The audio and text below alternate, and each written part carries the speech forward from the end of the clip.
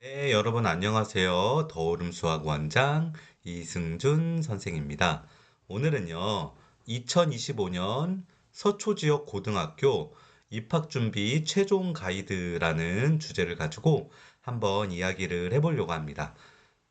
이제 금요일 날, 오늘이 이제 일요일인데요. 금요일 날 모든 이제 그 지역의 고등학교 최종 그 발표가 났습니다. 그래서 저희 학원 아이들도 이제 금요일 날 학원 오기 전에 이제 연휴 바로 다음 날이죠. 설 연휴 바로 다음 날 학원 오기 전에 학교에 가서 학교 배정을 받고 그리고 이제 왔는데 어 뭐 전체적으로 아이들한테 물어보면 반반인 것 같아요. 강배당한 애들도 반, 일지망 된 친구들도 반, 뭐 이지망까지 가서 이지망 된 친구들도 있지만 어떤 지역에 강배를 당하고 그 지역에 일지망 그 학교에 일지망 고등학교를 쓴 애들은 다른 지역으로 강배를 당하고 또 그 학교에 또 강배를 당한 그런 예전 같으면 미달이 아니면 거의 일지망 친구들로 거의 다 채워지지 않은 학교들만 강배를 당하고 그랬는데 지금은 이게 약간 배치가 어떻게 되는지는 모르지만 지망 반 이제 거리나 지역 우선적으로 강배 반 정도 그렇게 된 것 같아요. 그래서 이제 아이들이 이제 배치를 받아가지고 왔습니다. 자, 그러면 이제 입학까지 한 달이 남았는데요. 이 한 달 동안 우리가 어떤 거를 임팩트 있게 이제 준비를 해야지 그 고등학교 이제 3년 동안 생활을 잘하고 나름 입시에서의 첫 단추를 큰 실수 없이 잘 낄 수 있는지에 대한 그 내용을 한번 개인적인 생각을 가지고 여러분들과 한번 이야기를 나눠보려고 합니다. 자, 첫 번째, 가장 먼저 생각해 보고 준비해야 되는 것들, 가장 기본적인 것들을 우리가 이제 준비를 해야 되는데요. 많은 분들이 간과하게 생각하는 그런 부분들입니다. 예를 들어서 학교가 가깝던 학교가 멀던 우리가 통학의 수단을 뭘로 정해서 할지를 결정을 해야 됩니다. 그러니까 이런 거를 여러 가지 시뮬레이션으로 우리가 생각을 해봐야 돼요. 방학 기간이 있으니까 예를 들어 아침에 뭐 부모님 자차로 간다든지 아니면 대중교통을 이용한다든지 걸어서 간다든지 그런 것들을 입학하기 전에 다양한 시뮬레이션을 먼저 해보는 것들이 중요합니다. 그래서 그 시간의 토대를 가지고 내가 몇 시까지 잘 수 있고 몇 시까지 준비를 해서 몇 시까지 나와야 되는지 그런 것들 굉장히 중요하고요. 또 두 번째는 학교에서 내가 주로 다니는 학원까지의 위치를 정해서 그 학원까지를 갈 때 대중교통을 이용할지, 자차를 이용할지, 아니면 도보를 이용할지 그런 시간들을 정하는 것들도 굉장히 중요해요. 그냥 우왕좌왕 하다가 한 달이 금방 사라져버리는 그런 일들이 발생할 수 있기 때문에 그런 것들을 우리가 잘 생각하고 준비하는 것이 굉장히 제 생각에서는 중요하다고 생각이 들어요. 밥은 어디에서 먹을지, 학교 끝나고 바로 학원으로 갈지, 집에 들렸다 갈지, 그런 것들. 학교 주변에는 무엇이 있고, 그 다음에 어떤 동선을 통해서 다닐지에 대한 것들이 굉장히 생각보다 우왕좌왕하면서 한 달이 그냥 지나가 버리는 경우들이 굉장히 많아요. 또 하나, 조금 더 여기서 더 나아간다면 학교에 어떤 동아리가 있고 나는 동아리를 신청을 하면 뭐 상설 동아리 아니면은 뭐 무슨 동아리 여러 가지 동아리가 있고 또 학교 프로그램이 있으면 그런 것들을 학교 홈페이지나 아니면 학교 인스타그램이나 학교 페이스북이나 아니면 주변 선배들한테 물어봐서 어떤 동아리나 어떤 활동이나 그런 것들을 미리 생각해 보고 들어가서 그 3월 안에 지원이나 신청을 할 때 고민하거나 그러는 시간 없이 바로 내가 시뮬레이션 한 대로 그대로 진행을 하는 것들이 가장 중요하지 않을까 싶은 생각이 듭니다. 이런 것들을 여러분들이 굉장히 생각보다 우왕좌왕하고 생각지 못하다가 내가 원하지 않은 그런 길이나 원하지 않은 통학 루트나 원하지 않은 동아리에 들어가면서 학교 생활이 여러분들의 생각보다 조금 더 꼬이고 그 작은 틈들이 이렇게 뭔가 나의 일상을 변화시키는 경우들이 있기 때문에 그런 것들을 한번 잘 생각해 보셨으면 좋겠습니다.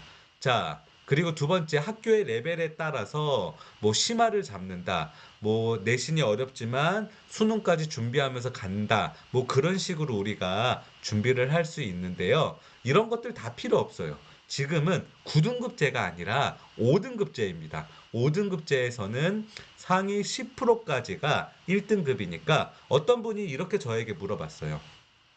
우리 아이가 수학, 과학에 주특기가 있고 국영수가 조금 애매하게 점수가 나온다. 이 아이가 이 고등학교에 입학을 했었을 때 장점이 있느냐? 그렇게 물어봤어요. 저의 대답은 이겁니다.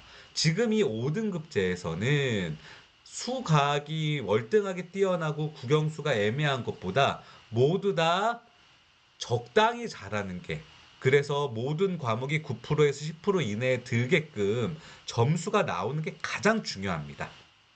예전처럼 점수가 촘촘해서 1등급, 2등급, 3등급 그렇게 나눠져 있어서 수학은 1등급, 그 다음에 국영수는 잘하면 1등급 아니면 2등급 그런 식으로 등급이 나오면 뭐 수학에 월등하게 잘하는 게 상관이 없지만 지금 상위 10%까지 가 1등급이기 때문에 100점으로 1등급이나 상위 10% 만약에 정원이 전교생이 한 학년에 300명이면 30등으로 1등급을 받나 전혀 상관이 없게끔 그렇게 내신이 진행이 됩니다. 그렇기 때문에 모두 한 과목을 심화로 막 주구장창 파는 것보다는 그거는 4%, 그러니까 9등급제에서는 효과가 있지만 그것보다는 모든 과목을 두루두루 잘해서 모든 과목이 다 10% 이내에 드는, 예전으로 말하면 올 2등급을 받을 수 있는, 그게 훨씬 더 낫다는 겁니다.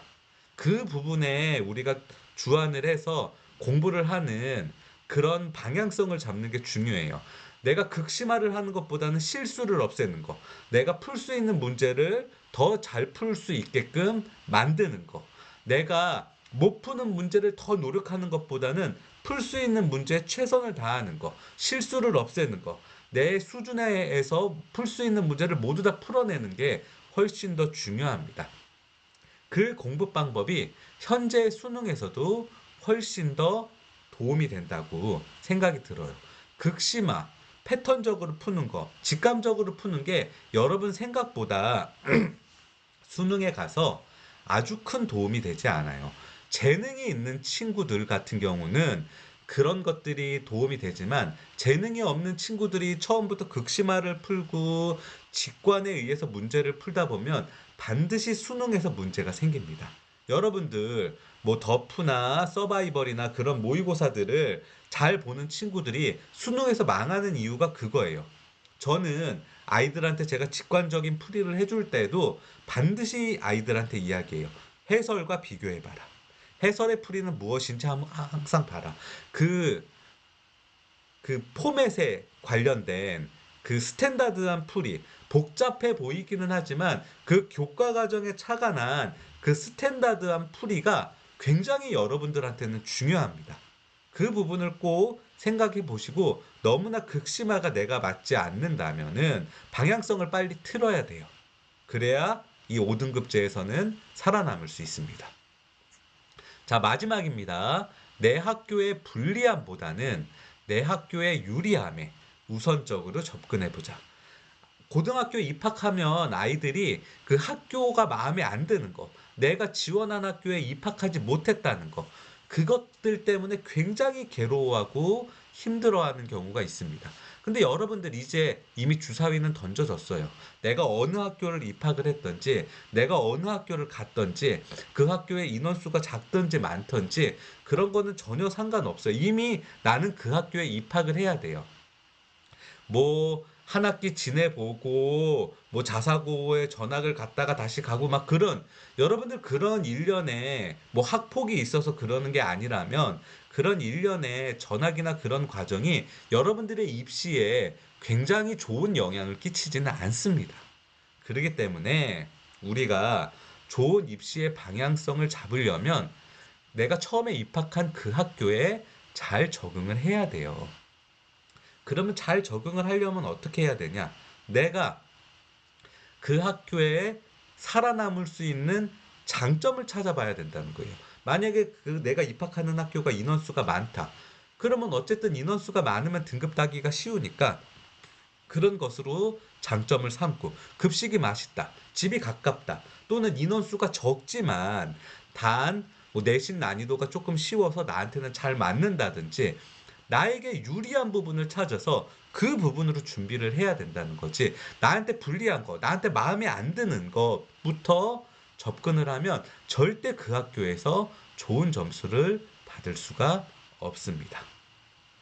이런 부분을 우리가 잘 생각을 해보고 입학을 준비를 하셔야 된다고 생각이 듭니다. 자, 오늘은요. 2025년 서초지역 고등학교 입학 준비 최종 가이드에 대해서 한번 이야기를 해봤습니다. 이 영상을 여러분들이 뭐 다 보시는지 안 보시는지는 모르겠지만 마지막으로 제가 드리고 싶은 말씀이 하나 있습니다. 아이들이 고등학교에 입학을 해보면 한 학기 처음에 1학기는 거의 중학교 때 성적이 비슷하게 나오는 경우가 많이 있습니다.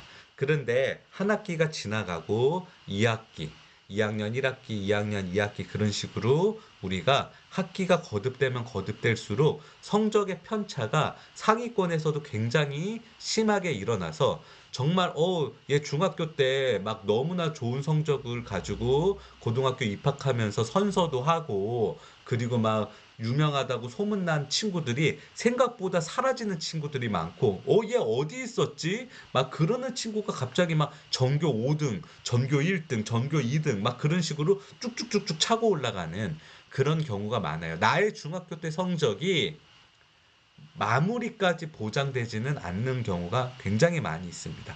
방심하면 안 돼요. 내가 어느 중학교 출신이다, 어느 중학교 전교 1등이다. 그게 여러분들의 최종 성적을 결정해 주지는 않습니다.